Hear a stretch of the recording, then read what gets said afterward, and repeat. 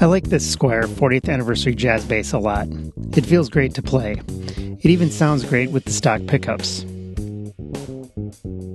But there's standard single-coil jazz bass pickups, which means unless they're both turned up, they buzz in noisy environments, like rooms with fluorescent lights. This bass sounds fine in my home studio space, but every other room I rehearse in has fluorescent lights, and the noise was really starting to bug me. I've had good experiences in the past with DiMarzio noiseless pickups, so I bought a set for this bass. As I have made known on this channel, I can't solder. Trust me on this.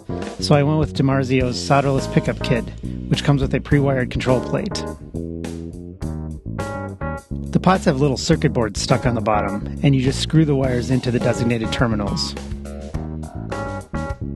One thing I didn't mention in my previous pickup swap video is the foam. It's standard to have a piece of foam under pickups to make it easier to adjust their height relative to the strings. The foam pushes the pickup upward against the screws. I had previously installed DiMarzio pickups in a Squier Classic Vibe jazz bass, and they were so much deeper than the stock pickups that not only was there no room for foam, there was no room for the pickups themselves. I had to route out the cavities to make them deeper. And if you think my soldering skills are bad, well, let's just say it's good that all of that was hidden.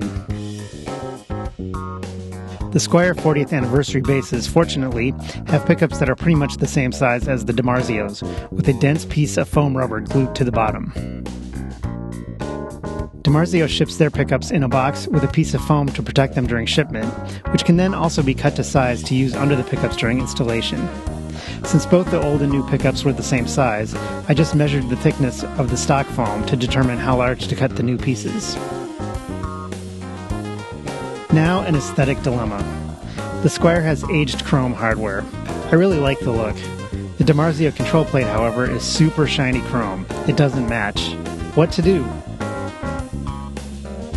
Well, my first thought was that I would just remove the pre-wired pots from the control plate itself and install them on the control plate that came with the Squier. Problem is, the shafts on the pots are wider than the stock Squier ones, and they won't fit through the holes on the Squier plate. So I had no choice but to use the shiny DiMarzio plate. I had a Fender high-mass bridge lying in a drawer from a previous project. It's shiny chrome, so it matches. I decided to swap it in. I figured I'd deal with the mismatched aged chrome tuners at some point in the future. This is the same bridge Fender uses in the American Ultra series, but having bought and sold an American Ultra earlier this year, I realized that I just don't like it. I'm not sure why, but it's really hard to get the kind of setup I want. Low action, but not much fret buzz.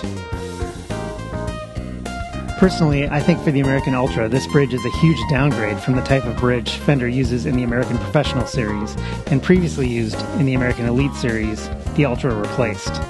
It's unnecessarily big, its saddles are harder to adjust, and it doesn't offer a through-body option. Anyway, once I finished this installation, I struggled to get the bridge set up properly, and it gnawed at me all day. I decided to swap the original Squier bridge back in, and I instantly felt better about it. As for the control plate, the drummer in my band is a professional metalworker among myriad other skills, and he's offered to enlarge the openings on the stock Squier plate for me. I can live with this setup for a week or two while he takes care of that.